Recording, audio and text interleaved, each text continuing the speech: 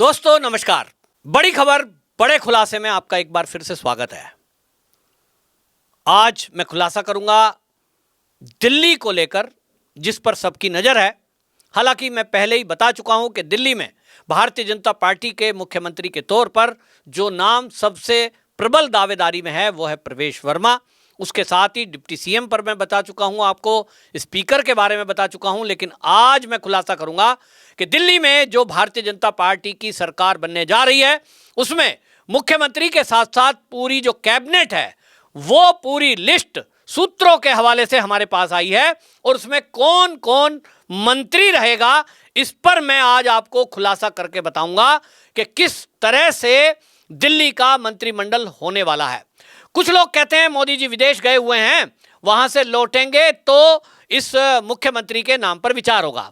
आपको मैं बता दूं कि जब दिल्ली का चुनाव विधानसभा का ये घोषित हुआ और उसके बाद जो प्रत्याशी कौन कौन कहां से उतारे जाएंगे, उस ही समय मोदी जी और अमित शाह जी और जेपी नड्डा जी ने यह तय किया था कि दिल्ली के मुख्यमंत्री के लिए कौन उपयुक्त चेहरा होगा, कौन वो व्यक्ति होगा जो दिल्ली में आम आदमी पार्टी के भ्रष्टाचारों पर कड़ा प्रहार कर सकता है, जो यहां अधिकारी हैं उन पर नकेल कस सकता है और एक सख्त प्रशासक के तौर पर दिल्ली में जो व्यवस्थाओं का बिगड़ाल हुआ है, जो व्यवस्थाएं खराब हुई हैं, उसको सुधार सकता है। और इसलिए मैंने कहा था इसमें सबसे पहले प्रवेश वर्मा का नाम, आपको मैंने उसका कारण भी बताया था कि 2 बार सांसद रहने के बावजूद तीसरी बार उनको टिकट ना देकर केवल विधायक लड़ने की बात कही गई थी और तब उनको यह नहीं बताया गया था कि आपको हम मंत्री या मुख्यमंत्री बनाएंगे। उनको कहा गया आपको यह करना है, उन्होंने उसको स्वीकार किया और आज उसका नतीजा सामने है कि प्रवेश वर्मा ने अरविंद केजरीवाल को करारी हार दी। इसके साथ ही जो हमारे सूत्र हैं उन्होंने बताया है कि मोदी जी विदेश जाने के पहले ही मुख्यमंत्री का नाम तो फाइनल कर ही चुके थे, लेकिन बाकी मंत्रालय किस किस को मिलेगा इस पर जेपी नड्डा जी ने एक एक विधायकों को बुला करके उनसे मीटिंग की है और मीटिंग करके उनका पूरा बायोडाटा उनके पास है ही, लेकिन उनसे विचार विमर्श जाना है। और ये एक अपना तरीका संघ के लोगों का भी है, भारतीय जनता पार्टी में भी ये पद्धति अपनाई जाती है और कई बार लोगों को पता नहीं होता है कि आपकी परीक्षा हो रही है, लेकिन वो परीक्षा होती है और किस प्रकार से होती है। मैं क्योंकि संघ से संबंधित रहा हूं और इसलिए मुझे वो पैटर्न जो है पता है। व्यक्ति को बुला के पूछा जाता है, हाँ भाई हम जो है एक निर्णय लेने जा रहे हैं, अगर मुख्यमंत्री फला फला रहेगा आपकी राय क्या है, तो वो अपनी राय कोई रखता है। तो राजनीति में अगर किसी और दूसरे का नाम लेंगे तो कई बार तो लोग उछल पड़ते हैं, मैं क्यों नहीं, मैं इतना सीनियर हूं, मैंने इतना काम किया है। और जिसने ये मैं किया कम से कम वो भारतीय जनता पार्टी में तो आगे नहीं बढ़ाया जाता है। हरियाणा से हमने ये उदाहरण देखा है, राजस्थान से भी हमने ये उदाहरण देखा है। पार्टी के नियम कायदे कानून और अनुशासन में रहते हुए जो भी नेता पार्टी के शीर्ष नेतृत्व का सम्मान करते हुए उनके आदेश का पालन करता है, वही व्यक्ति यहां बड़ी जिम्मेदारी पाता है। ये भारतीय जनता पार्टी का अपना एक चरित्र है और इस चरित्र पर भारतीय जनता पार्टी निर्णय करती है। यहां भी यूं तो कहने को सारा मीडिया चैनल चला रहे हैं कि देखिए दिल्ली का मुख्यमंत्री कौन कौन हो सकता है, तो मैं अब सारों के नाम ले दो, 10-5 लोगों के।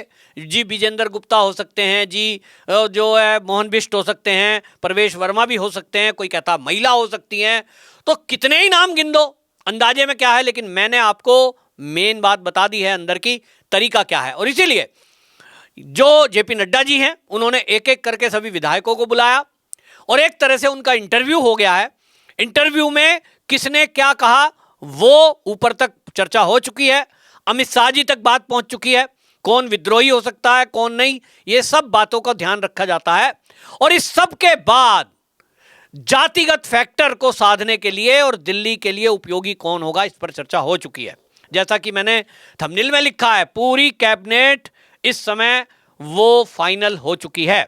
तो इसमें मैंने पहले भी बताया था प्रवेश वर्मा मुख्यमंत्री होंगे, लेकिन यहां फिर से आपको बता दूं पूर्वांचलियों का एक चेहरा जो पूर्वांचलियों में अच्छा खासा प्रसिद्ध भी है, आम कार्यकर्ताओं से हमेशा उनके दरवाजे खुले हैं और मिलते जुलते रहते हैं, ऐसे अभय वर्मा उप मुख्यमंत्री बनाए जा सकते हैं। ये मेरे पास पुख्ता जानकारी है।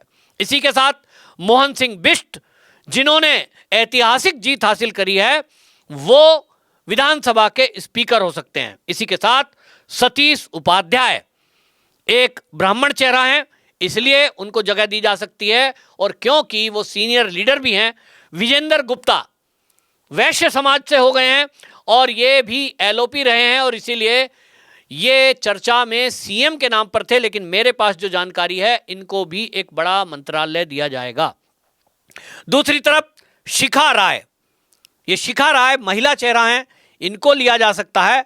मजिंदर सिंह सिरसा सिख कम्युनिटी से हैं और पंजाब की कम्युनिटी में देखते हुए इनको भी एक मंत्रालय सौंपा जा सकता है।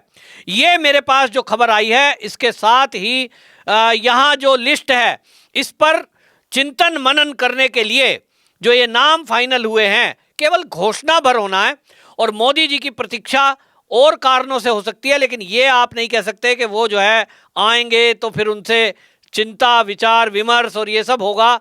ये सब कुछ होना नहीं है, और ये जैसा मैंने कहा पहले से फाइनल है, और फाइनल होने के साथ साथ आप देखें कि ये भी चिंतन मनन कर लिया गया है कि कौन पार्टी के लिए हितकारी होगा। कहीं कोई ऐसा व्यक्ति तो नहीं है जो, ये पार्टी में बीजेपी में होता नहीं है कि कोई जो है पार्टी के फैसले के विरुद्ध जाएगा, इतना रिस्क कोई लेता नहीं है, क्योंकि सरकार बनने जा रही है। और उस सरकार बनने में आपको बता दूं कि यहाँ सब का सब ये जो है निर्णय पार्टी का शीर्ष बैठकर तय करता है। विधायकों से राय जरूर ली जाती है, और राय ली जाती है तो मुख्यमंत्री के लिए ली जाती है, और सबकी राय लेकर के पार्टी ये भी नहीं करती है कि भाई अपनी राय है उसको थोपा जाए, सबकी सहमति ले ली जाए, ये काम किया जाता है। और इसीलिए ये जेपी नड्डा जी ने काम कर दिया है कि भाई सबको एक एक करके बुलाया, फिर उसके बाद जो है उन्होंने उस पर चर्चा कर ली है। और इसीलिए आपको बता दूं कि भारतीय जनता पार्टी बाकी पार्टियों से अलग दिखाई देती है। वहीं आपको बता दूं स्वास्थ्य मंत्रालय, इसको काफ़ी दावा किया जा रहा था केजरीवाल के द्वारा। आपने देखा है कि पिछले 11 साल के शासनकाल में हमारा स्वास्थ्य मॉडल दुनिया का नंबर 1 है, ऐसा दावा करने वाली केजरीवाल सरकार जो एक्सपोज हुई, जो उसका मोहल्ला क्लिनिक है उसको लेकर के जो एक्सपोज हुई, उसमें उसकी किरकिरी हुई है। भारतीय जनता पार्टी उसके पैरेलल में जो एक व्यवस्था स्वास्थ्य की देने जा रही है, उसके लिए एक बेहतरीन व्यक्ति को स्वास्थ्य मंत्रालय सौंपा जा सकता है, ऐसी मेरे पास जानकारी है। और ये नाम है डॉक्टर अनिल गोयल। ये कृष्णानगर से विधायक हैं और डॉक्टर हैं, काफ़ी प्रसिद्ध चेहरा हैं, लोकप्रिय चेहरा हैं और सीनियर डॉक्टर हैं। तो ये स्वास्थ्य मंत्री हो सकते हैं, ऐसी जानकारी है। यानी पूरी कैबिनेट एक उसका खाका तैयार है।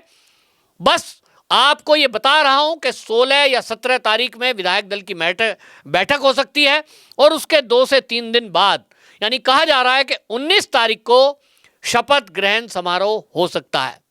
उसके लिए 2 स्थान तय किए गए हैं। पहले विचार किया था रामलीला ग्राउंड में ये शपथ ग्रहण समारोह हो सकता है, या फिर नेहरू स्टेडियम में भी ये शपथ ग्रहण समारोह, सुरक्षा की दृष्टि से, क्योंकि वहाँ पूरी हमारी दिल्ली की जो केंद्र की सरकार है उसकी कैबिनेट, कई मुख्यमंत्रियों का इसमें आगमन होगा। तो ये जगह का विचार अभी 2 जगह देखते हुए फिर फाइनल किया जाएगा। लेकिन इतना जरूर है कि एक दमदार सरकार भारतीय जनता पार्टी दिल्ली में बनाने जा रही है। अनुभवी विधायकों को यहाँ मंत्री बनाया जा रहा है, और सख्त निर्णय लेने वालों को मुख्यमंत्री और उप मुख्यमंत्री बनाया जा रहा है, और सदन के अंदर विपक्ष कोई बवाल ना कर पाए, इसके लिए मोहन सिंह बिष्ट जैसे व्यक्ति को स्पीकर बनाया जा रहा है, जो कतई अनुशासनहीनता को बर्दाश्त नहीं करेंगे।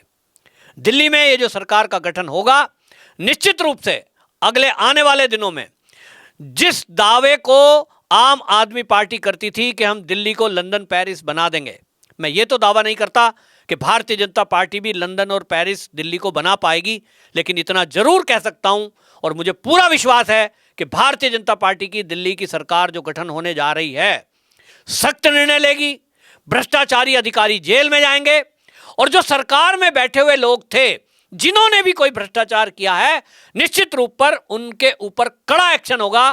प्रवेश वर्मा वो व्यक्ति हैं। इसी तरह डिप्टी सीएम जो मैंने आपको नाम बताया कि भाई वो जो है अभय वर्मा को बनाया जा रहा है, उसका कारण यही है पूर्वांचली वोटर काफी है यहां पर, और पूर्वांचली समाज की जो भी भावनाएं हैं उसको ध्यान में रखते हुए इनको ये जिम्मेदारी दी जाएगी, और वो जो है पूर्वांचली समाज से अटैच रहे, जहां जहां जिस जिस एरिया में उनकी कोई समस्या है उनके समाधान करने में वो सक्षम है, ऐसा माना जा रहा है। इसके अलावा कपिल मिश्रा, हिंदू हृदय सम्राट की उपाधि उनके पास है, उनका एक इकोसिस्टम है, और पूरे देश के अंदर हमने देखा है कि जहां भी कहीं हिंदुत्व की बात होती है तो कपिल मिश्रा वहां खड़े दिखाई देते हैं, युवाओं की पहली पसंद है। मैंने पहले भी कहा कि यूं तो अगर युवाओं से दिल्ली के पूछ लिया जाए, और दिल्ली का ही नहीं पूरे भारत में अगर पूछ लिया जाए, तो लोग कहेंगे कपिल मिश्रा को सीएम बनना चाहिए। कोई कहता है नुपुर शर्मा को सीएम बनाना चाहिए था। अब नुपुर शर्मा को तो चुनाव नहीं लड़वाया, उसके पीछे अलग कारण है, अलग किसी वीडियो में बताऊंगा। लेकिन कपिल मिश्रा अभी युवा चेहरा हैं और उनके लिए ये एक सुनहरा अवसर है, तो आगे चलकर कभी भविष्य में वो मुख्यमंत्री हो सकते हैं। इस बार मुझे नहीं लगता है कि अभी उनको मुख्यमंत्री जैसी बड़ी जिम्मेदारी दी जाएगी, लेकिन मेरे पास जो जानकारी आ रही है, क्योंकि वो संघ के जो कार्यकर्ता हैं उनकी भी पसंद है, उनके पास जरूर एक महत्वपूर्ण मंत्रालय इस कैबिनेट में मिलने वाला है। तो कपिल मिश्रा भी मंत्री बनाए जाएंगे और एक महत्वपूर्ण मंत्रालय उनके पास होगा, ये जानकारी भी मेरे पास आई है। बहरहाल इतना तय है कि धुआंधार बैटिंग अब भारतीय जनता पार्टी की तरफ से होने वाली है।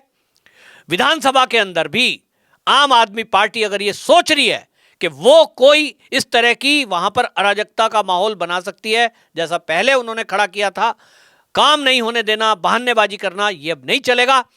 और अब आपके पैरेलल में यानी आम आदमी पार्टी के समानांतर जो भारतीय जनता पार्टी अपने काम की लाइन खींचेगी वो इतनी बड़ी होगी कि लोग पूरे भारत में देखेंगे। आपकी क्या राय है कमेंट बॉक्स में जरूर बताएं। वंदे मातरम।